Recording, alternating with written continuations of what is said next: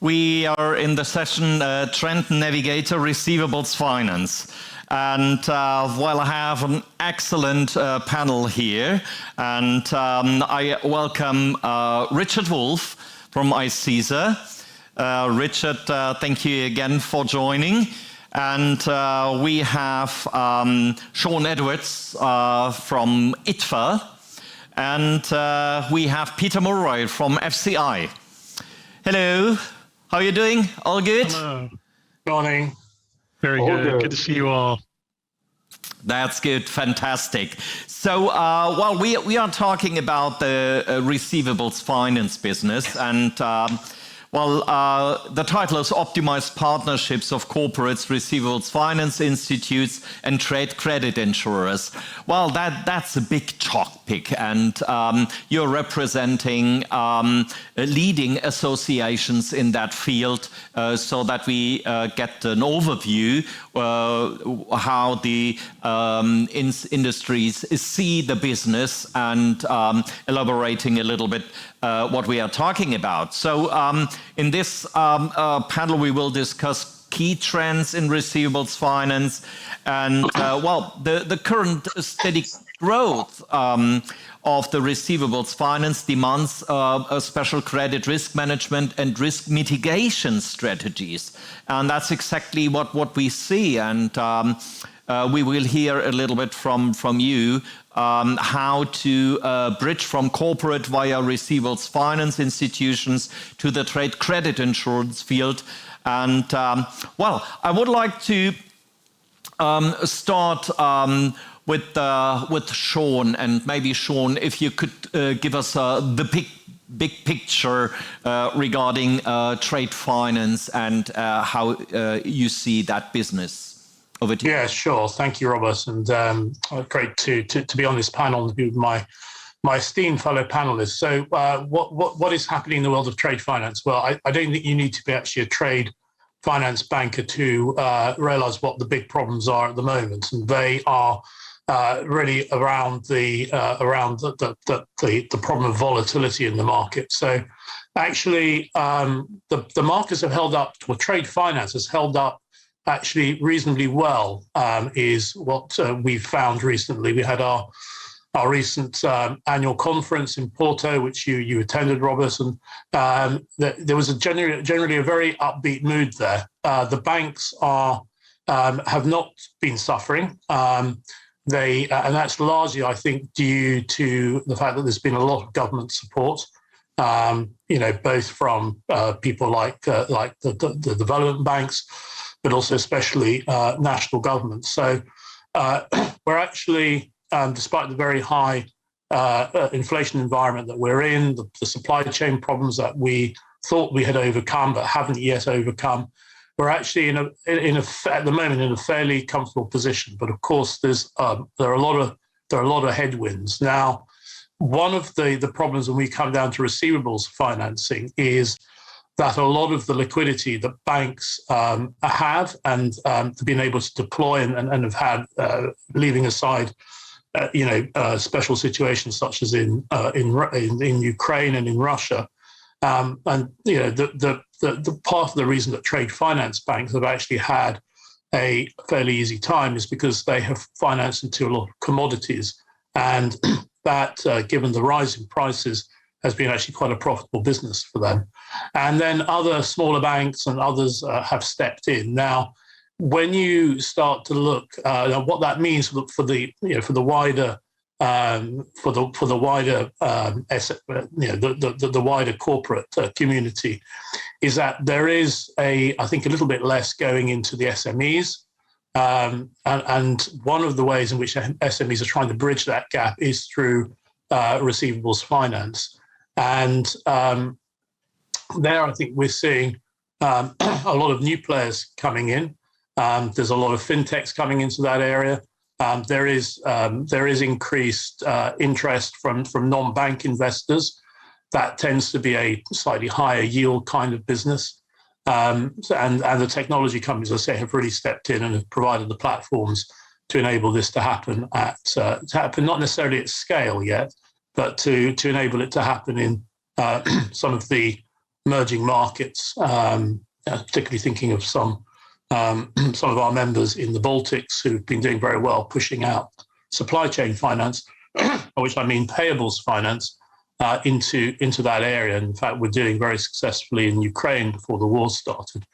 There is a fairly benign environment for the banks, but for open account and receivables finance, I think what we're seeing is it's being pushed down into some smaller corporates. There's more liquidity, but all of this is relatively new. And one of the big problems is going to be, I think, not liquidity actually, but pricing and yields and inflation, and actually knowing how to properly price. And I think that's where the big problems on the horizon are going to be for that particular market, which of course is particularly where the factoring market plays. And then when we start to bring in people like the credit insurers, that's the sort of risks that they start to analyze. So those risks move down the credit curve, and therefore they're more expensive to insure. But that is where the capacity is coming from. And for the moment, insurers as well have had a pretty benign time. Not many claims, and so they are still willing to participate in the business. Yeah, so thank you for this insight, and you gave us the bridge to the factoring, and then later on the trade credit insurers. So Peter, if you could give us just an overview where we are in terms of factoring globally. Thank you so much, Robert, and it's great to be here with my fellow panelists. And I agree with everything that Sean just said, and it's a great segue into what's happening in the factoring space today. I do have a few slides, so I would like to kind of show them because I think, as they say, pictures tell 1,000 words. Basically, first off, we've seen such an unusual time considering, we went through kind of, let's say, pockets of recession prior to the trade war, then the trade war, then COVID, and then the war on Central European shore, Eastern European shore. We have now today, unprecedented growth. So, and this is kind of like the, I think why Sean was saying, people are feeling good. I think in general, everybody is doing well from a general credit perspective, from certainly a volume perspective, and you can see that in the figures here. We've seen in the factoring industry an 8% compounded growth rate over the last 20 years, driven by a combination of factors. Asia's growth, which has been phenomenal. You'll see in a second. Europe, astounding growth. International cross-border growth, and that's driven a lot by just the demand for non-recourse off-balance sheet treatment, financing, so credit protection incorporated with financing of their receivables and collection service. So this has been just a wonderful golden era. It continues to be a golden era. I think I used that term 3 or 4 years ago. If you go to the next slide, you'll see just broken down by region. Europe, the 1,000-pound gorilla, 69% of all global volume. Europe is entrenched in this industry. It accounts for today over 12% of GDP, European EU GDP. Just incredible growth. This is all Europe now, 2.1 trillion, growing at 15%. North America, almost 100 billion, much smaller. But that is because another form of receivables finance is practiced there, asset-based lending, and we do not capture those figures because they're not based on the purchase or assignment of receivables. But it has grown, as you can see here, 45%. That's after a dismal 2020 due to the spike in bankruptcies, retail bankruptcies in the first half of the year. South America, okay, 3%, not bad. part of this is also due to currency fluctuation because all these figures are denominated in euros. Africa, 28% growth after a 3% growth rate in 2020, which was really surprising considering how challenging things were there. Asia Pacific growing at 7% nicely. That's the second largest region, as you can see to the left, 24%, and the Middle East, the smallest region, slight decline from the previous year. This just shows the comparison of factoring, global factoring, and I took out cross-border factoring so you could see the difference.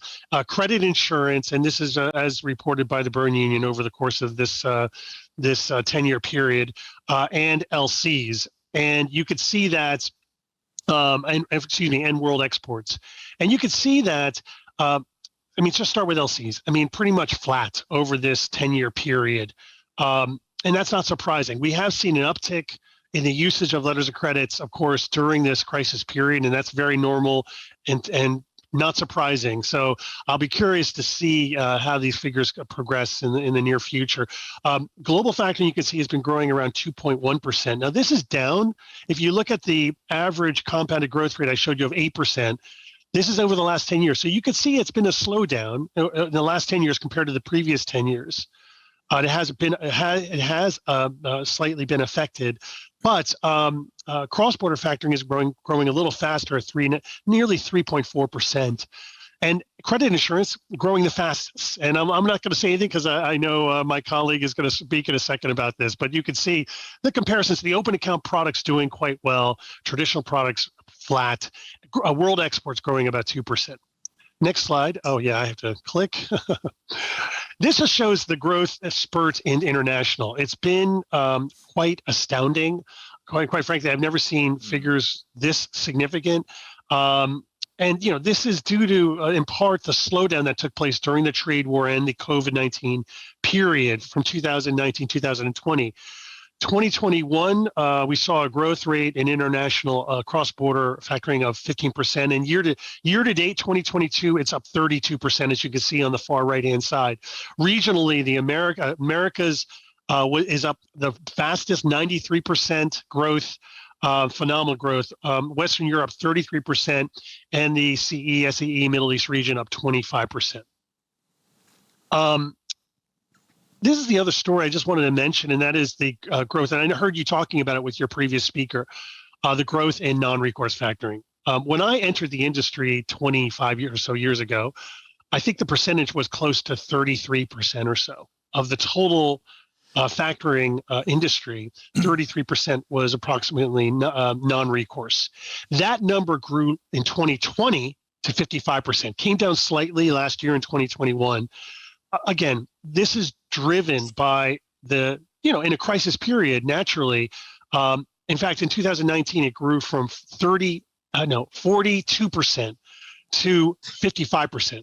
It was the biggest jump ever recorded since we've been accumulating statistics in FCI since the late 1970s.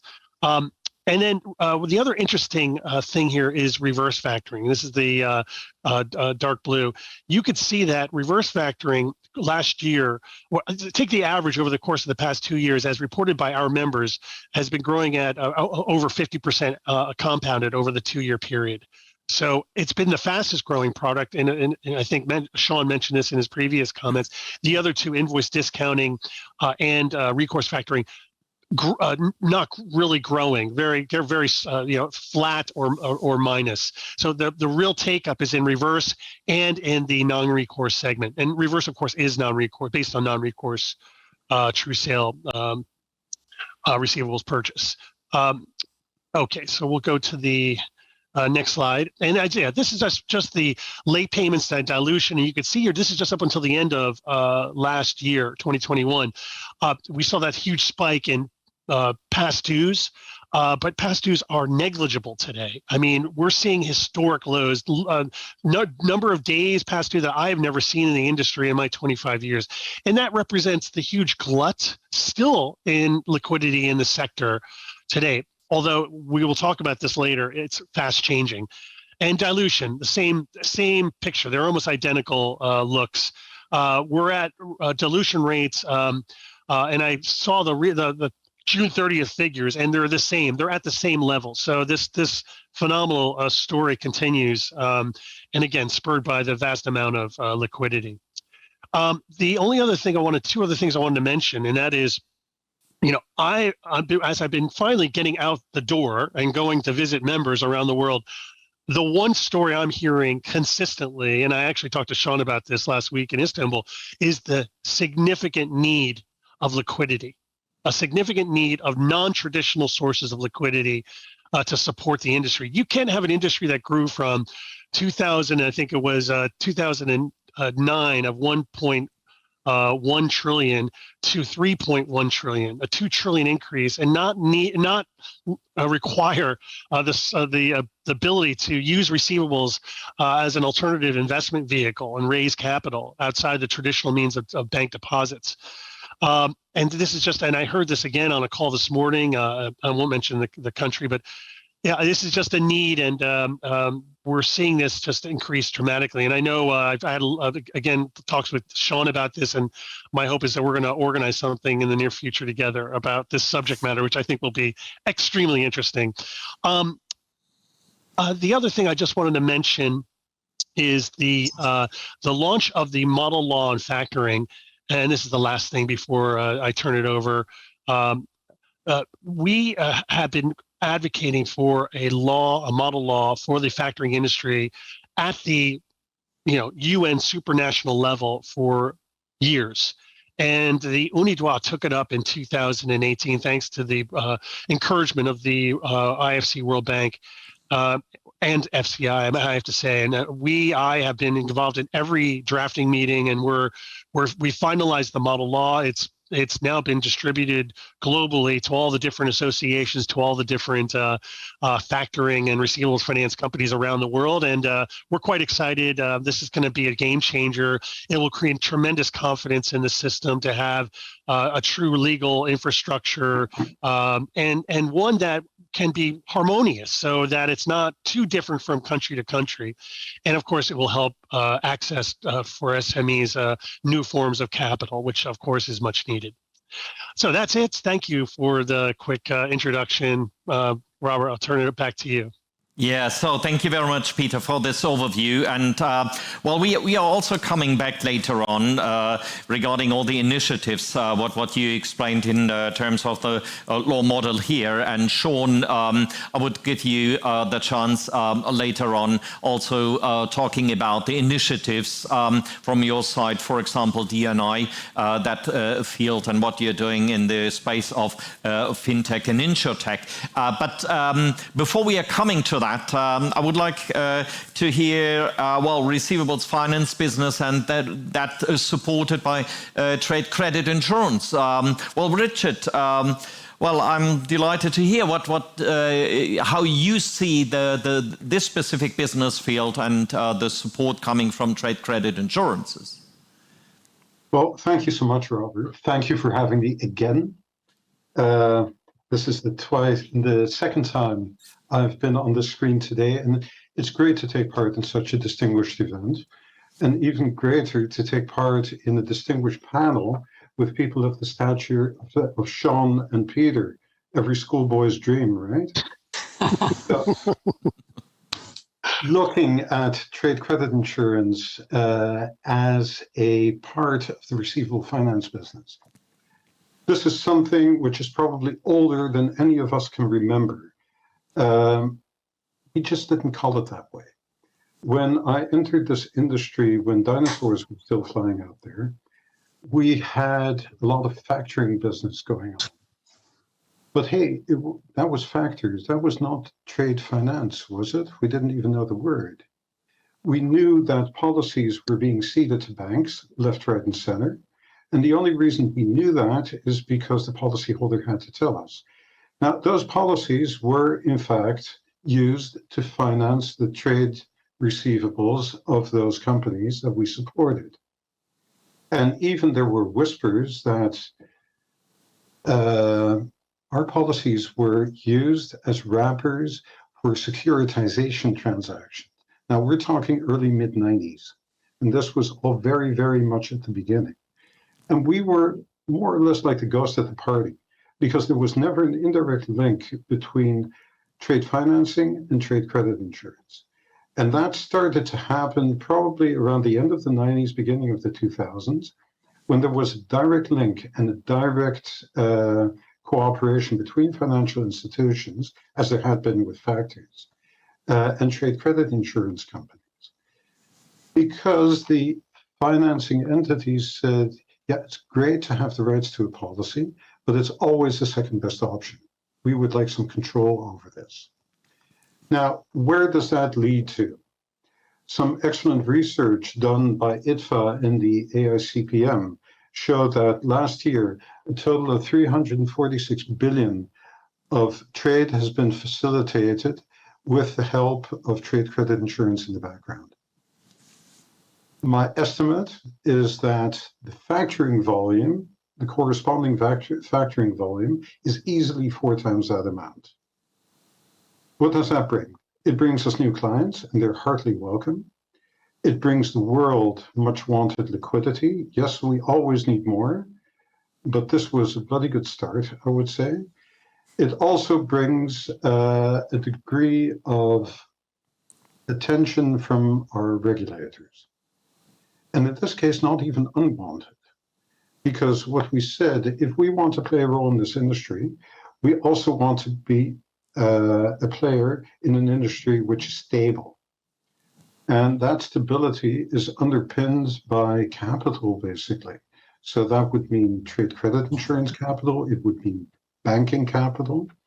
And what we've seen in the meantime, since those late 90s, is Solvency II and all its offshoots coming into being and making not only the trade credit industry, but also the whole industry a much more stable place. It has given the banking community confidence to trade with trade credit insurers, and this is what we want. This is what we want to go on. And especially now, that's really important. We've all talked about volatile times, about inflation, about geopolitical tensions, the aftermath of COVID, which is by no means over, and all the other things that are coming into play. One of my members described it to me as the additive crisis. So we had COVID, we added some geopolitical tensions, we added some inflation, some interest rate hikes, then we subtracted some rainfall in parts of the world so that we couldn't effectively transport goods over our rivers. It keeps on stacking up. Mm-hmm. In that environment, you do need stability and you do need security of all the players. Now, all these insecurities have already given rise to insolvencies in the world. One of my members did a piece of research in May and said we see insolvencies rising by 11% in 2022 and 14 and 23 when compared to 2020-21, which was admittedly very low. 4 months after they said, oops, now not quite the case. It is very different for very different regions.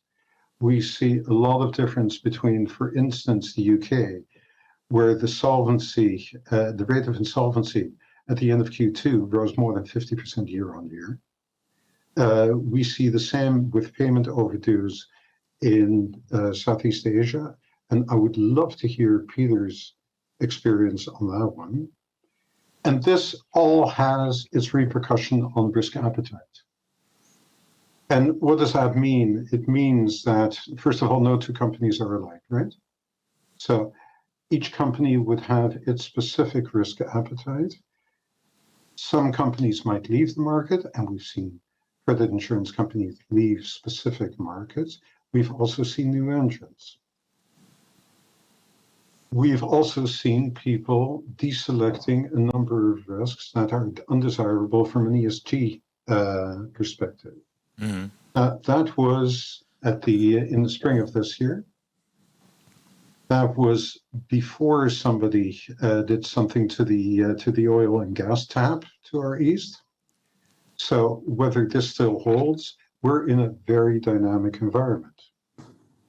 Now, A report I'd like to draw your attention to, which fits our experience, is a report issued by Aon not too long ago, saying credit insurance capacity is there, and it is there sufficiently, but companies are moving up the risk curve due to margin pressure because of inflation, because of interest rates high, because of all the things we've been talking about. The marginal companies will have trouble getting trade credit insurance coverage. And we see it happening every day. What we also see happening is that from the demand side, people are looking towards trade credit more and more, corporates and financials. And these people are by and large getting what they want. So the capacity is there, the market is healthy, but the price seems to be increasing somewhat. And that is partly because of the risk environment. It is also partly because of the reinsurance side of things, where AM Best has said that the reinsurance market as a whole is set to shrink about 8% for 2023. This means as a whole, property, casualty, marine, aviation, life, health, everything. That in turn means that capital will flow to the parts where it's best rewarded. So yes, there will be some upwards pricing pressure, but the good news is there was a reinsurance rendezvous in Monte Carlo 2 weeks ago. And the feedback I got from my members is that by and large, the trade credit insurance industry will get what it wants. The results have been so good. The companies are seen as professionals, that reinsurers really like this business and are keen to support this business. So the short outlook is dark clouds on the horizon. That's not new. We knew that the trade credit insurers are taking measures to protect their policyholders against anything that falls out of those dark clouds, but that this industry is healthy and that it's here to stay. With that, back to you, Robert. Yeah. So thank you very much. So the question that came in right at the beginning, what does receivables finance industry, why does receivables finance industry utilize trade credit insurance? Well, you covered that, giving the big picture and what the benefit is utilizing trade credit insurance in this space.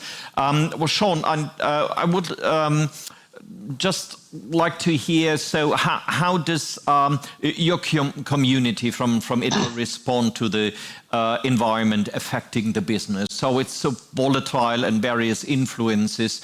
Maybe could you give us a flavor what the view is within the ITFA members? Yeah, so thank you, Robert. So, I mean, you know, as ITFA, we cover all those sort of the three constituencies that we've got here, you know, the banks, the insurers, the specialist financing houses. Obviously, the factoring industry is much better covered by FCI. But as I said at the beginning, they are coping relatively. They are, in terms of their profitability, they are coping.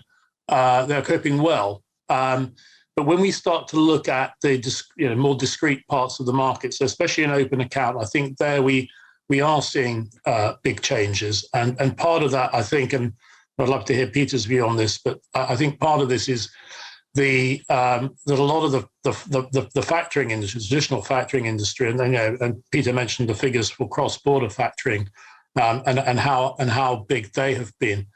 There's a lot of smaller amongst our members, and we have a very large fintech community, but there's a large number of those members moving into the open account space and to, the supply chain finance space, if you want to call it that.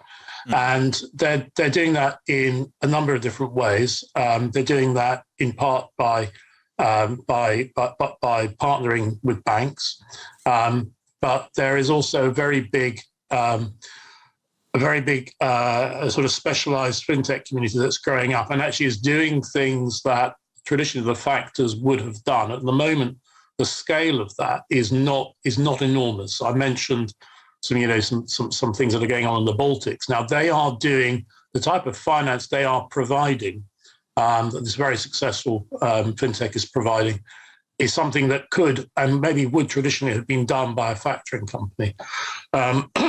Now it's being done by fintechs attracting liquidity, and we'll come back to that because that's a big theme now. But attracting liquidity from a number of different sources. So you've got banks who see the opportunities of the operational possibility to do things that maybe they couldn't have done before and reach new markets. So I certainly think that whilst the figures for cross-border factoring have grown. I certainly think that that's an area in which these new fintechs are going to play a lot harder, and we're already beginning to see that scale up. And the great thing there is that they're actually using this tool that, and here I'm talking specifically about reverse factoring or payables finance, as we tend to call it, using that in really trying to and pushing that out into new emerging markets. Now, so you've got on the one hand the demand end, if you like. The supply end is coming through. I think partly these new platforms that are making investment and finance into these areas much easier. Now, in ITFA, we have two big initiatives going on. One is really to try and rationalize and simplify the actual the demand side of the market. The other second initiative is trying to bring in new bank investors. So I take the first initiative, really trying to rationalize the demand part of the market, what these sort of products look like. So there's been a lot, and we haven't mentioned it yet, but probably just about every other conference I attend, there is a lot of discussion about model. I mean, we were mentioning some model laws from UniDRA. The other organization that produces a lot of very significant model laws is UNCITRAL, United Nations Commission for International Trade Law. And they've produced a number of, but specifically one recent model law for transferable payment obligations. That's the MLETR, the Model Law for Electronic Transferable Records. So they conceive of these things at a very high level. It's a record, it's an obligation. Now, as ITFA, our big interest has always been in the negotiable instruments space. So promissory notes and bills of exchange, which is where forfeiting really began its history. And it's has not been popular recently because these are paper instruments and they're cumbersome and onerous to use. But those are now becoming capable of being becoming digitalized, and there's a lot of interest already in those. Lloyd's have already done their first promissory, Lloyd's Bank have done their first promissory note for a UK corporate. There's work going on in the fintech space as well. I sit on the board of a Swiss fintech that's looking at that for commodity, doing the same thing for commodity players. So it's great there to bring these traditional instruments that are still widely used in certain countries like the Middle East, but to bring them bang up to date.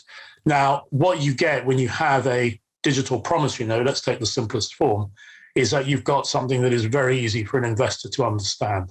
You then try and repackage that, and that's our second initiative, the Trade Finance Distribution Initiative, under which we try to find ways really of packaging these payment obligations, because that's all really an investor wants to know.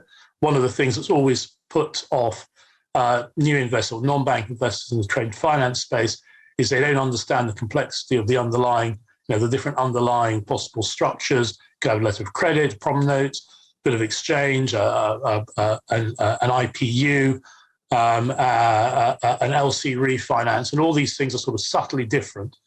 So to try to bring everything back to a very simple instrument is very desirable for them. That starts to look a bit like a bond. We can repackage those through various sort of securitization light type SPVs, and it becomes a much more, much more easy flowing sort of ecosystem.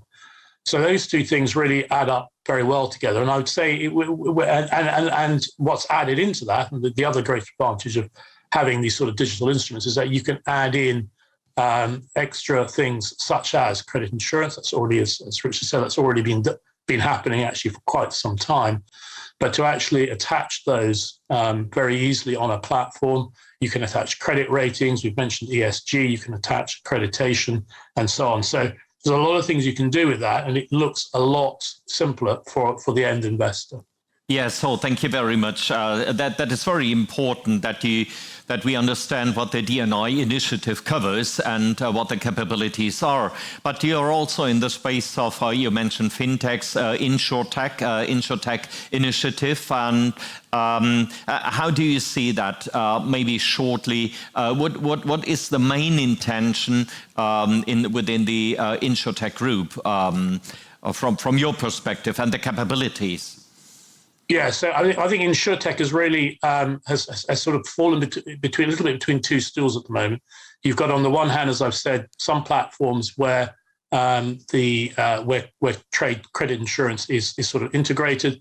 There's an immediate link or an immediate ability to ask for quotes for credit insurance, and then you've got some insurers who have tried to, and some brokers who have tried to create sort of quotation platforms and the like. And I think actually, and I'll ask Richard to comment on that, I think we're really at the infancy of InsurTech. And my personal view, it hasn't yet found its proper place, but it's working hard to see. Insurance essentially follows the banker, if you like, at least in this case. So the bankers have to want to do new things, have to want to do trade finance differently through platforms. For example, when we talk about the fintech area, and increasingly they do want to do that. And so the insurers are following into that. There's a number of these marketplace platforms already have insurance integrated, but I think there's a lot more for InsurTech to do. Yeah, so we've just become a member of the InsurTech group, and we are really curious to push that forward. And before coming back to Richard on that part regarding technology, I would like to ask Peter. So on one of your slides, you said that technology is an important driver. Maybe if you could elaborate that a little bit, what do you see? What are the key drivers in the space of IT support? Your experience within the FCI, and what is upcoming? What are your expectations? It's a loaded question. I remember doing a survey back, I think it was 2015, to the whole membership, asking them, just in the area, for example, of reverse factoring, where are they in terms of investments in technology? What have they done to help in terms of reducing risk, in terms of automating, making obviously the onboarding process easier, quicker? And the answer was a big fat zero, meaning there was very little. All of them were, with the exception of the very large members, the very large bank members, the groups, which I don't need to name. I would say the vast majority of them really were at the very beginning stages, and that has changed. That has changed drastically. There's been a huge, significant upswing in the investments relating to, for example, reverse factoring, at least within our membership. We actually had developed our own platform jointly with a company called Demica back in 2019. It was launched, and we have a number of members also onboarding onto it. But the point is, to do so in a manner that is at a lower cost point, and that allows you to do international supplier onboarding in an easier way, and dealing with all, let's say, the legal and tax implications when financing suppliers in, let's say, third world countries or other countries outside of the home base of the anchor buyer. So that's this huge, let's say, improvement, and it's improving. It continues to improve. And now with blockchain, of course, I foresee that the whole means by which buyers, suppliers, and the financial institutions can see the transparency in the transaction and to see it in a very quick manner is only going to even enhance that process. And I think now, getting back to traditional receivables, with traditional, I see that as also as a big game changer. It's not here yet. it's coming.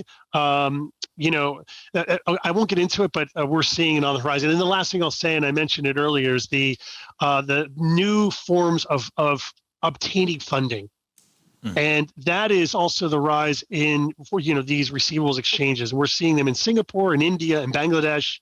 I just had a call this morning with a newly launched receivables exchange that's backed by the central bank there.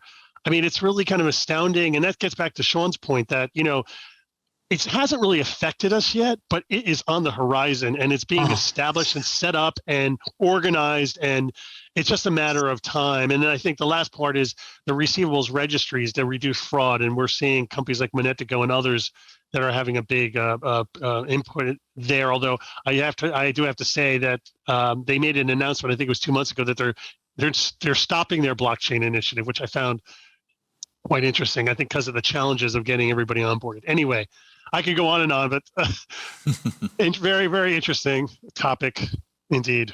Yeah, so Richard, we are already running out of time, but I don't want to miss to ask you the question. So at your own conference this week within the ICISA, you also will have a panel here regarding IT and all this stuff, and we talked about InsurTech. Maybe what is the key message from your point of view in terms of IT and utilization of IT and data science for the insurance world? That's funny because that message has changed quite drastically over the past couple of years. So IT used to be seen to do something more efficient, right? What we see now is that IT is an enabler for distribution. And if you look at all the B2B platforms and how these are served by risk financiers, could be banks, could be credit insurance, from our side, it's still pretty thin. The volume of trade is high. We are going to have to tackle this with InsurTech or FinTech or whatever you want to call it to create either a partnership, so a bundled product with the provider of the platform, or an optional add-on, as has been done in both ways. I think we're still at the infancy. I think it depends on the second part of what we want from InsurTech, and that is the embedding in the underwriting process. Credit insurance has always been a game of first looking at your policyholder. You do that once a year. If nothing happens, that's what it is. And then you spend the rest of the year looking at your buyers. And those buyers, that buyer underwriting process is cumbersome. And that's where InsurTech can help us. And it can help us in a number of different ways, not only speeding up if this, then that. But it's been said over the past couple of months. Would you believe at this moment, when you get a really nice balance sheet from the end of 2021. Companies has been on COVID life support, might have had its tax liabilities deferred until some later date in the future. Basically, that piece of financial information has not lost all its validity, but it's not the be-all and end-all anymore. You need much more, and that's where InsurTech can help us. I went to a conference about 5 years ago, and that was a really cool presentation of a company which has since folded and which promised to have a full set of underwriting information on the desk of an underwriter, virtual or real, so that decisions can be taken instantaneously. That will help on the InsurTech side. It will, amongst others, also help to spread the product and to follow our customers, be it corporates, be it factors, be it financial institutions around the world to places where buyer information is sometimes pretty hard to get. Yeah. So do we need InsurTech? Oh, yes, we do. And we're going to hear a lot of it. So thank you very much. Thank you to the distinguished panel. So I think there are so many topics we could talk about for hours, and initiatives. So I could also think about in terms of credit risk management and the InsurTech initiative. So I'm really looking forward to seeing you again soon, hopefully. And thank you for now. Thank you to the panel. Thank you. Thank you. Thank you for having me, Robert. Thank you. Welcome.